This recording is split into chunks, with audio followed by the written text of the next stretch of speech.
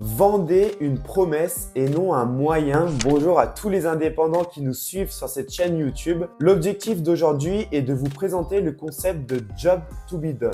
J'espère que vous êtes prêts à transformer dès maintenant votre approche client car nous allons voir un concept qui va vraiment vous servir pendant toute la durée de votre activité entrepreneuriale par la suite. Dans un premier temps, nous allons définir ce qu'est concrètement le concept de Job to be done. Et ensuite, on va trouver des exemples qui vont vous permettre de vous projeter et vous permettre de pouvoir l'adapter directement dans votre activité. Comme d'habitude, on veut que cette chaîne YouTube soit la plus pragmatique et concrète possible pour votre activité d'indépendant. Notre objectif, concrètement, n'est pas de vous permettre d'exploser et de toucher des millions d'euros. Non, on laisse ça de côté dans un premier temps.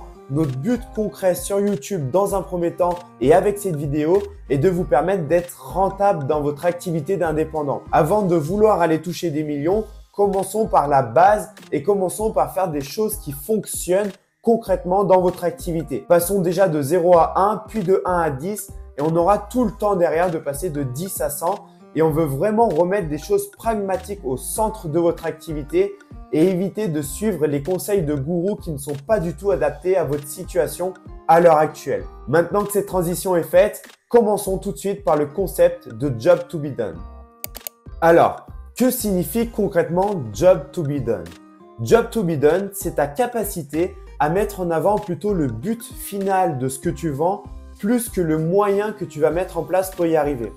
C'est-à-dire qu'à partir de maintenant, tu ne vends plus un produit ou un service, mais tu vends vraiment une promesse. Ton client, à partir de maintenant, ne va plus acheter chez toi un produit ou un service, mais ton client va embaucher un produit ou un service pour faire un job dans son activité. Je m'explique. Si tu achètes une perceuse à l'heure actuelle, ce n'est pas pour le moyen de percer un trou, mais c'est pour la finalité d'avoir un trou dans ton mur.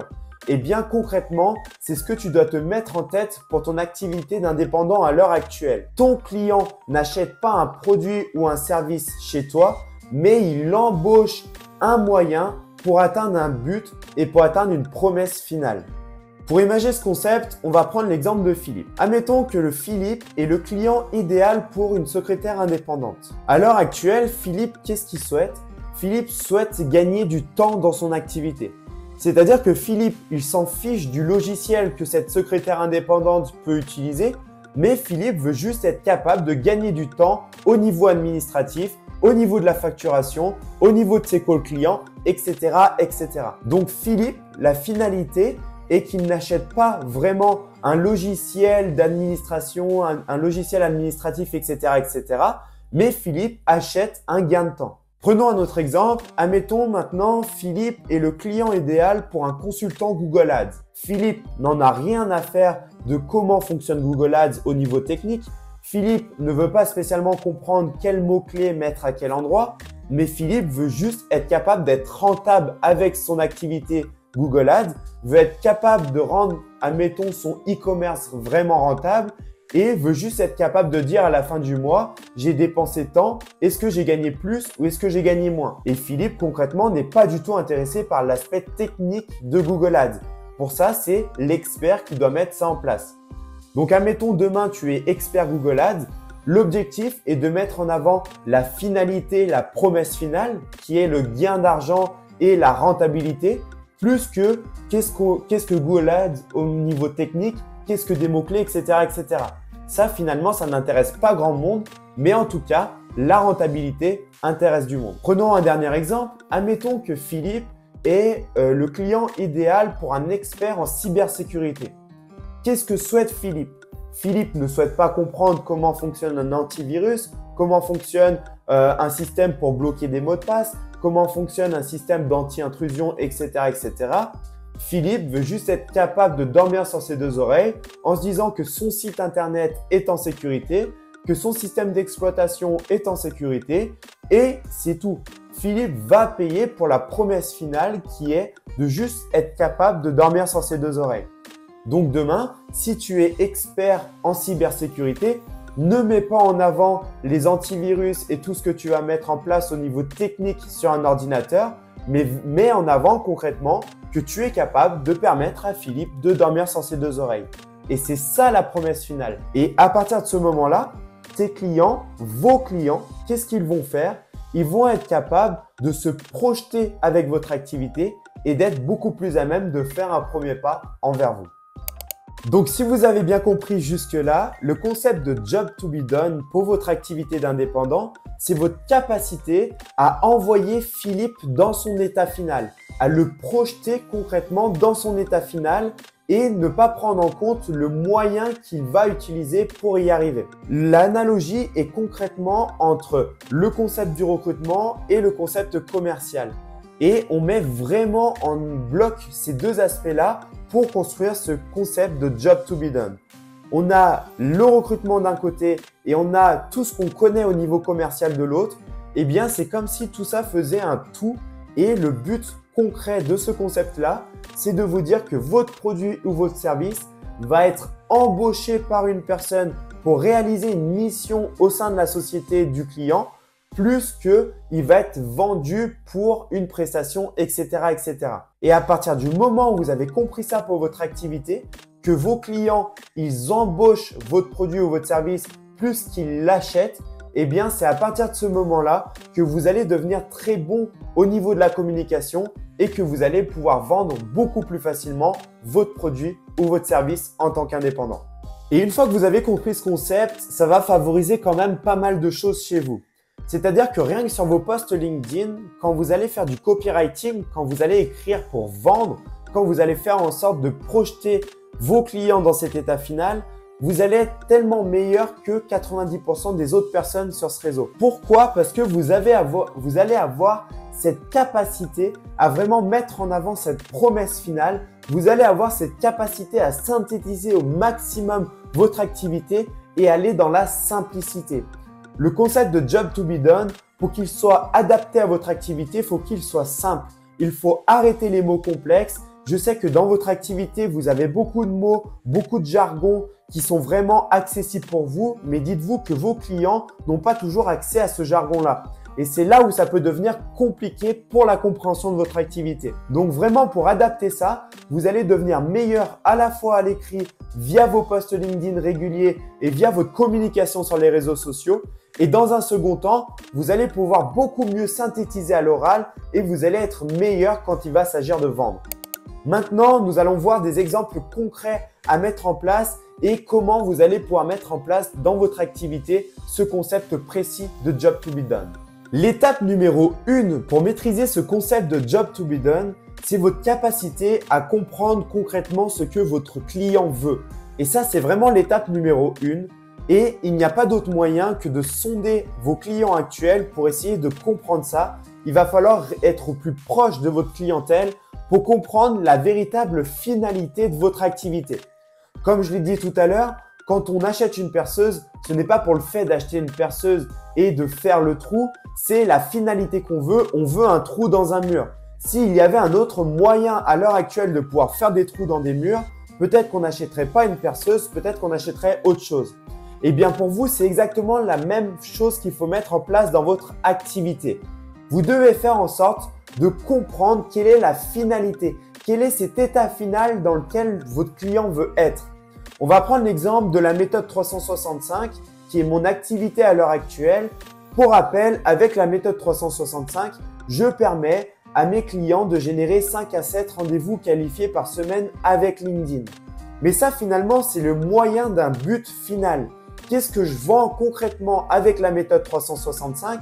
C'est ma capacité à faire en sorte que tous mes clients sont rentables dans leur activité d'indépendant. C'est ça l'objectif final. Mes clients, ils ne me payent pas pour être performant sur LinkedIn. Ça, c'est le moyen. Mes clients me payent pour être rentables dans leur activité, pour faire en sorte de gagner assez d'argent pour vivre de leur activité d'indépendant. Et ça, c'est l'état final.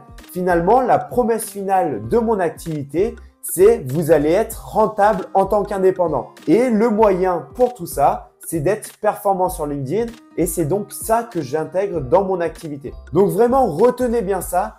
La première chose que vous devez mettre en place pour performer et mettre en place ce concept de Job to be done dans votre activité, c'est votre capacité à comprendre votre clientèle. Vous devez être capable de comprendre qu'est-ce que votre client veut au final. Quel est l'état dans lequel il souhaite être lorsqu'il aura acheté votre produit ou votre service. Et une fois que vous avez mis ça en place, vous allez pouvoir passer à l'étape numéro 2. Donc maintenant que vous avez bien compris que le concept de Job to be done, ce n'est pas comprendre ce que vos clients font avec votre produit ou service, mais c'est pourquoi finalement ils le font, pourquoi ils sont passés à l'acte à acheter ce produit ou ce service, eh bien nous pouvons entrer dans cette étape numéro 2 qui est comment finalement exprimer ce concept de Job to be done et comment vraiment projeter votre audience dans cet état de promesse, dans cet état où émotionnellement, ils vont être capables de ressentir ce qu'ils auront une fois qu'ils seront passés à l'acte avec vous. Pour exprimer au mieux votre concept de Job to be done et mettre en place un véritable storytelling autour de ça et valider cette étape numéro 2, vous allez devoir construire finalement un pitch qui va vous permettre de faire comprendre à votre audience quelle est cette promesse finale que vous souhaitez mettre en avant. Et pour construire ce pitch, il va falloir aussi avoir 4 étapes. Étape numéro 1, définir qui est la princesse de ce pitch. Qui est votre client idéal? Qui est cette personne qui à l'heure actuelle a une problématique? Et finalement, cette problématique, ce problème gênant pour votre princesse, ça correspond au personnage numéro 2 de votre pitch, à l'étape numéro 2. Et ça, on peut dire que c'est le dragon. Le dragon, à l'heure actuelle, est en train d'embêter la princesse, génère une douleur chez la princesse et il faut régler ce problème gênant. Pour régler ce problème gênant, il y a une solution idéale à l'heure actuelle. Et ça, c'est l'étape numéro 3 de votre pitch.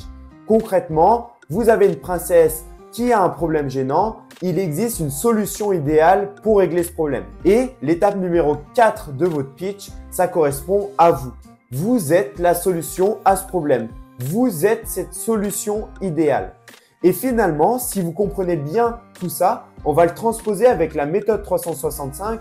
Pour rappel, comme j'ai dit tout à l'heure, l'objectif de la méthode 365, permettre aux indépendants d'être rentables avec leur activité. Et finalement, si on transpose ça avec la méthode 365, ma princesse, c'est l'indépendant. Vous, en tant qu'indépendant, vous avez une problématique. Étape numéro 2. Quelle est la problématique de l'indépendant? C'est trouver des clients pour être rentable. Vous, en tant qu'indépendant, vous avez une problématique à l'heure actuelle, notamment en phase de lancement, vous avez du mal à trouver des clients. Et là, on entre dans l'étape numéro 3.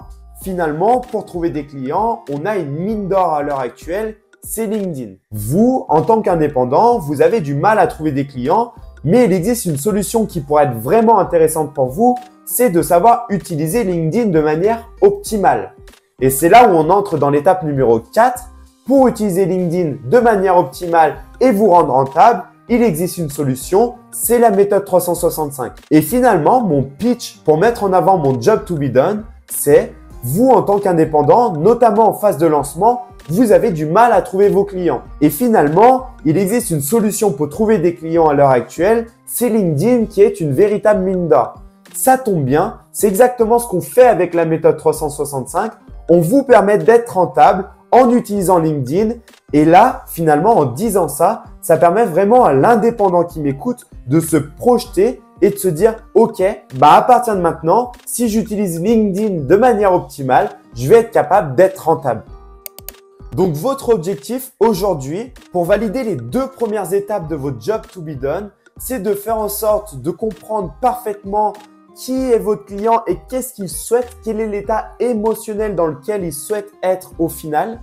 Et l'étape numéro 2, c'est de construire ce pitch de vente pour construire un ascenseur émotionnel pour permettre à votre client de comprendre vraiment la valeur ajoutée de ce que vous êtes capable de proposer à l'heure actuelle. Et pour construire ce pitch, vous avez une princesse qui est votre client idéal, vous avez un dragon qui est le problème gênant, il y a une solution idéale pour régler cette problématique-là et pour faire en sorte que le dragon arrête d'embêter la princesse. Et ça tombe bien parce que cette solution idéale, c'est vous qui l'avez avec votre société à l'heure actuelle. Donc en conclusion, si vous avez bien compris ce qu'on a dit jusqu'au début, votre objectif en tant qu'indépendant, c'est de comprendre quel est le job que veut accomplir votre client. Finalement, en prenant votre produit ou votre service, qu'est-ce qu'il veut accomplir? Pourquoi il recrute à l'heure actuelle votre produit ou votre service pour une mission au sein de sa société? Est-ce que c'est pour gagner du temps? Est-ce que c'est pour gagner de l'argent? Est-ce que c'est pour être encore plus rentable? Est-ce que c'est pour embaucher, etc., etc.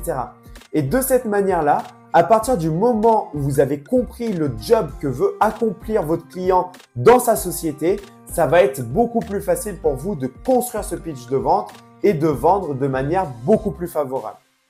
Avant de finaliser cette vidéo et de vous laisser passer à l'action, retenez qu'il peut y avoir autant de jobs to be done que vous pouvez avoir de cibles à l'heure actuelle. En effet, votre objectif est vraiment de construire un job to be done concret par rapport à chaque cible. Admettons votre cible, c'est le dirigeant de TPE et également le dirigeant de PME. Peut-être que le job to be done entre la TPE et la PME n'est pas exactement le même.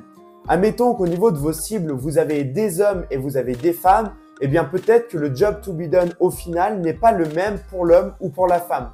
Peut-être que sur votre cible, vous avez des personnes sur Paris et d'autres sur Marseille. Peut-être que le job to be done concret n'est pas le même selon la région dans laquelle on se situe. Donc retenez que vous pouvez avoir autant de jobs to be done, vous pouvez avoir autant de missions à accomplir dans une société qu'il peut y avoir de cibles concrètes pour vous. Et voilà, nous sommes donc à la fin de cette vidéo. Merci à tous de nous avoir suivis. C'est vraiment un plaisir pour moi de sortir des nouvelles vidéos chaque semaine sur cette chaîne YouTube. N'oubliez pas de mettre un like, un commentaire, de partager votre avis, créer du débat. Abonnez-vous également à la chaîne YouTube. C'est vraiment important de nous soutenir pour nous donner envie vraiment de donner un maximum de valeur ajoutée. Cette chaîne YouTube est encore assez jeune, mais on va poursuivre le développement. Notre objectif, c'est de la construire avec vous, c'est de permettre à tous les indépendants d'être rentables dans leur activité. Si vous avez des idées de thématiques et des questions relatives à votre activité, n'hésitez pas à nous les partager et c'est avec grand plaisir qu'on pourra faire des vidéos sur ces sujets. En tout cas, je vous dis à la semaine prochaine pour une nouvelle vidéo et surtout, prenez soin de vous, soyez rentables et donnez un maximum d'intensité pour réussir votre business. À très vite.